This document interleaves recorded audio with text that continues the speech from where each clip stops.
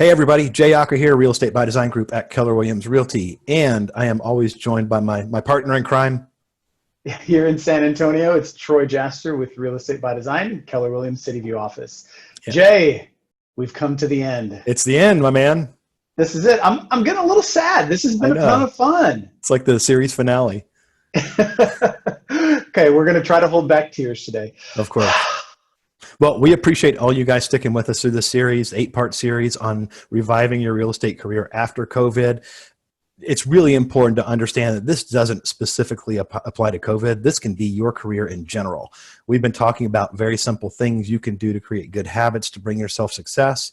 And today we're just going to literally pull out some takeaways we've had from each of the videos over the past few weeks, and things that we're going to implement, because I know I've learned a ton of stuff from you, Troy. You and I have talked about some things that I've discussed, and I think that's where the best learning, but more important, the best implementation can possibly come from, is just having these conversations. So, you know, the first part we did was called Get Up and Show Up.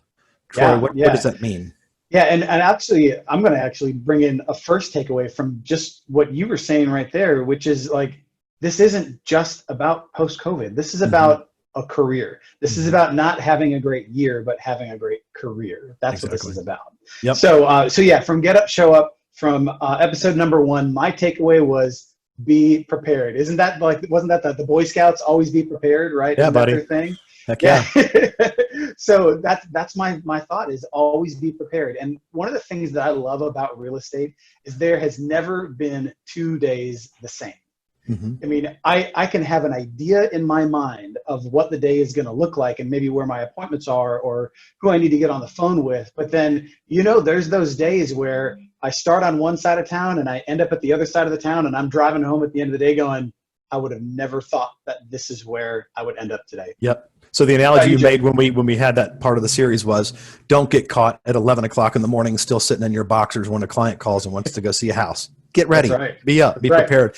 My takeaway is focusing on improving yourself in any way, shape, or form, 1% more each day. So the book that we talked about before, Atomic Habits, the aggregation of marginal gains, it's incredibly impactful, and I'm always focused on being 1% better, whether it's in my personal life, my relationships, my career, 1% better every single day. Yeah, and you know, the thing that I look at this too is that, you know, real estate is an industry and a job that there can be the people that are the high performers doing hundreds or thousands of units a year, and there can be the people that are just doing a handful, and that can be fine and fulfilling for them. But either way, we're professionals. We're licensed, we're professionals. This is a job, and we're managing a lot of money for other people. We need to act like it's our job and act like professionals and take it from that perspective. I show up every day and I work my tail off as a professional every day, just like I did when I was a middle school teacher, just like I do right now. Yeah. Okay. Hop into next episode was time blocking / calendaring. Talk about your takeaway from that, because all these parts are really important, but I really put a lot of emphasis on this one as well. Yeah. And so from a time blocking calendar perspective, my number 1 takeaway was you have to have a system. That's it. It doesn't, I'm not going to say what type of system, what kind. We talked about in episode 2, the different types of systems and which one you use and I use and everything, and the pros and cons. But you have to have a system, because a stack of sticky notes across your dashboard, when you roll down the windows and a Texas wind comes blowing through, that's not going to cut it. So you've got to have a system. The system that are guaranteed to fail are the ones you don't use, right? That's right. And you've got to have something that you know you can rely on. What about you, Jay? So mine sounds really basic, and a lot of the stuff is, but this kind of goes to prove that you don't have to make this complicated. Just adopting the use of electronic calendars, mainly my phone, Google Calendars. I get notifications. It takes the guesswork out. I don't have to look for a day planner to flip ahead 3 days to find out what's going on. Everything's right there. That's all I need. And the notifications have bailed me out 1,000,000 times. I'll get a notification an hour before something's supposed to happen, and I had totally forgotten. I'll be totally honest with you. But if that notification hadn't hit me, I would have been dead in the water. This morning, I had an 11 a.m. appointment for a phone call, and 11 o'clock, that little notification came up on my computer, and I went, oh, okay, it's 11 o'clock. Grab the phone. Well, hopefully you weren't sitting there in your boxers, right? No, I was here at the office. I was dressed up, ready to go. But yeah, if it wasn't for that notification, I would have blew it. You got up and showed up. Very good. Okay, the next segment was on prospecting. This is a humongous piece, guys, because remember, we are in the business of lead generation. That's right. Talk about your big takeaways, Troy. Yeah, and this is something really for the last few months. When we had our big Keller Williams National Convention back in February, I haven't been in this business forever, but I've been doing it 4 years. That's long enough to know right from wrong and how to do things. And it was so funny because you hear from day one, you join the company and you start working, and it's like lead generation, prospecting, the importance of it. You hear that from day one, and I knew that. And yet I came away from that national convention going lead generation before anything else, period. Yep. Lead generation before anything else. Yeah. And it was just like, I just needed that back in my mind, where it was just like, I'm not approaching it the way that I should. Lead generation before anything else. There's a reason that is preached by everyone and always will be preached, because it's absolutely true. My biggest takeaways from the lead gen / prospecting part are: master your one or two things. Don't try to master everything or be the jack of all trades. You'll master none at that point, right? So we're talking like internet leads, FSBOs, expired, database, events, mailing, whatever it may be. Don't try to bite all those things off at once. Really just focus on one thing initially and master that one thing, own it, and be able to track your success with it. That's just as important. Have metrics in place to make sure you're doing it effectively.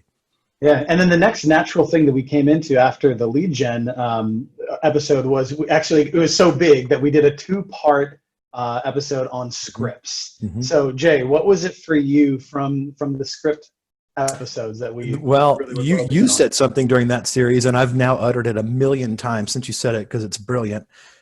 You have to practice your scripts with a role-playing partner, or else you're practicing your scripts on your clients. And that is like arranging deck chairs on the Titanic, right? You're just waiting for that ship to go down, because you're likely going to crash and burn. The thing about scripts for me is it doesn't have to be a written piece of paper that you're reading from. Create your own script, something that feels comfortable to deliver, but more importantly, something you internalize. And there's a whole lot of power when you get off of a phone call or a face-to-face meeting, knowing that somebody is doing something that you suggested because you suggested it, and more importantly, how you suggested it. In other words, the words and the tone that you use to get that done. That's a big gratifying feeling. Yeah. Yeah. And for me, it all comes down to the numbers. It's a numbers game. It's about volume. That is absolutely what it is. The more that you do it, the better you're going to be, period. That's what I think about when I think about scripts and role play, and, this idea of practicing and everything. It is about volume. And the more that you practice, the better you are.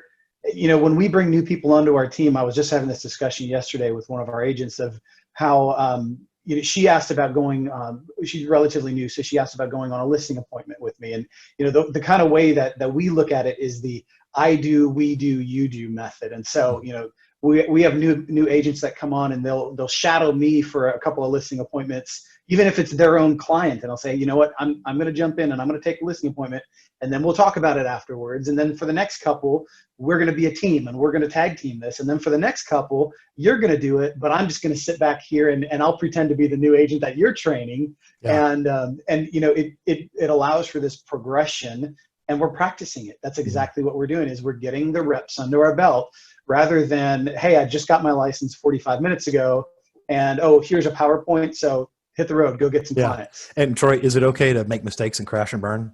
Oh, for sure. Okay. Yeah. And something to remember too is that, even when you are working in front of clients, something to remember too, if you have that prescribed script in your mind, they don't know what you're supposed to say.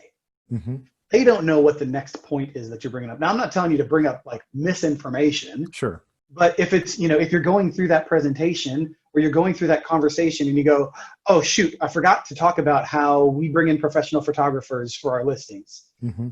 You don't have to divulge that and go, oh, hey, sorry, client, can you hold on? I need to go back to this because I screwed up. Right. They don't know what you're supposed to say. The reality is most buyers and sellers don't know what's up or down. That's right. They're really looking to you for that guidance. So internalize those scripts and be prepared for the one or two different routes that any script could potentially go. Yeah, and that's the part that I love, is that when you know the script so well and you know the questions that you're asking so well, that, I don't know, Jay, if you were like this, but when I was growing up, I loved the choose your own adventure books. Yep. And it was like, okay, if you want to do this, go to page 122. If you want to do that, go to page 87. And I would reread those books over and over to hit all the possible Yeah. conclusions. So this is the same way where it's like, if I'm asking you that question, we role played this in that episode where I think you had asked me if I had bought a house before. Mm-hmm. And I played the role of, nope, never bought a house before. Well, before you asked that question, you knew the script for both sides, whether I said I've never bought before or whether I've said I'm a veteran at this. You knew both of those scripts, and we showed how you're asking one question and you know both answers. Yeah, there's tremendous power in that. So if you're not working with clients, time block, make sure you've got a scripting role play partner. And then, look to other people for ideas. We're going to talk about that in just a second. But right now I wanted to talk about the 7th episode, which was an awesome interview with Nicky Barnes. And just to recap, Nicky Barnes, been in the business 12, 13 years, been on a team for about 12 of that. Just an amazing career. And my big takeaway from Nicky is the fact that her main lead lever is her past client and database. And that's really what she focuses on. The big takeaway I had was the fact that she has remained consistent through up and down markets. Most agents watching this did not live through the foreclosure crash of 08 through 11. She did. She came into the business at the worst possible time and figured out how to make it. But she's been, just bulletproof consistent for the last 3 or 4 years and making that her main lead lever and mastering it. Troy, what about you? Yeah, it's kind of similar off of that same idea is that she mentioned that when she came into real estate, it was foreclosures, bank-owned properties, short sales, and she mastered those things.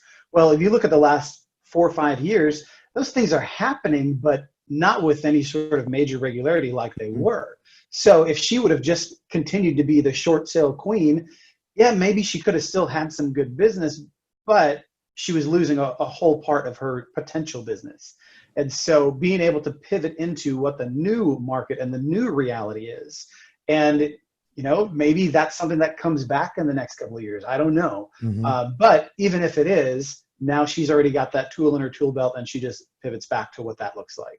Yeah. And the real value in that, I think that came out of one of those conversations we had with her was act like the market we're getting ready to be in, not the market we're currently sitting in, because then you're acting on a reactionary basis and you're chasing the market.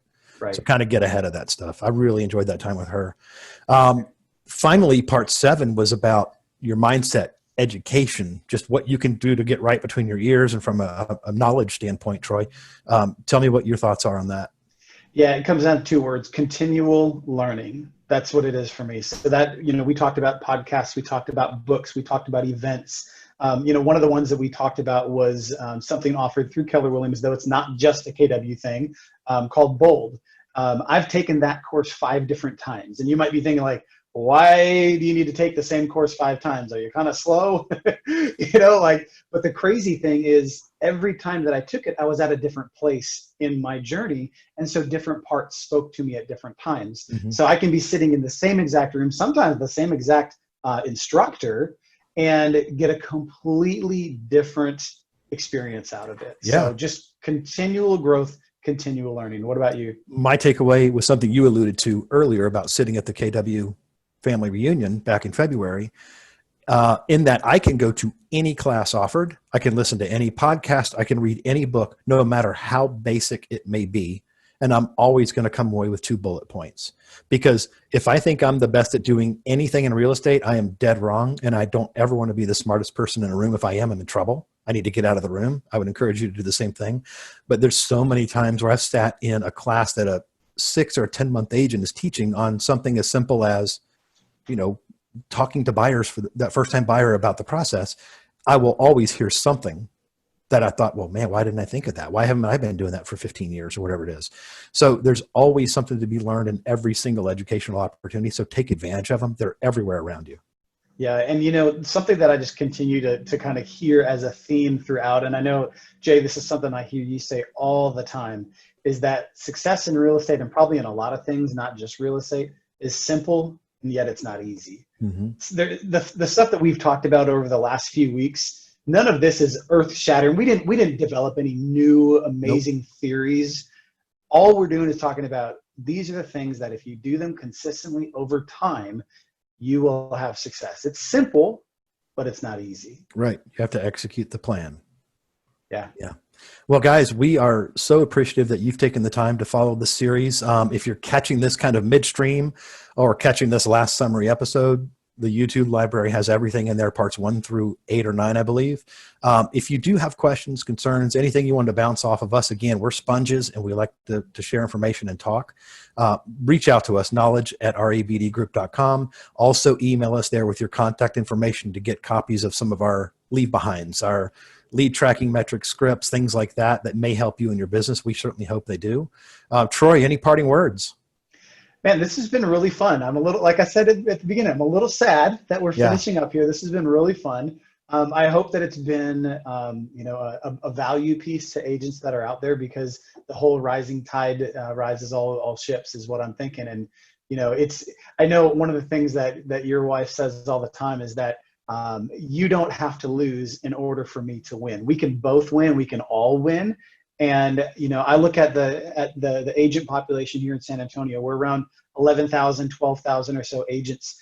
And, frankly, like, that number is probably going to drop due to the last few months. I don't want to see it happen that way. And if these videos can help somebody who's maybe teetering on the edge to go, okay, nope, I'm not going to pack it up. I'm not going to fold my cards. Mm-hmm. I'm going to go and I'm going to rededicate myself and use this as a launching point. Then this was all worth it. Yep, 100%. Yeah, I can't say it any better than that. That's perfectly said. Well, man, I have really enjoyed it. I feel smarter for having these conversations with you, no doubt about it. And again, we thank you guys for tuning into this. Again, reach out to us, knowledge@rebdgroup.com for our freebies. And if you have any questions, want to chat back and forth, we're happy to do that. You got it. Or if you're in the San Antonio area, you're in the Dallas area, look us up and we'd love to connect and share brain power. Yeah, no doubt about it. Well, until next time we launch our jet ski series. Thanks again for tuning in, everybody. And we hope you find some value in this. We'll talk soon. All right. Thanks, everybody. It's been fun. See ya.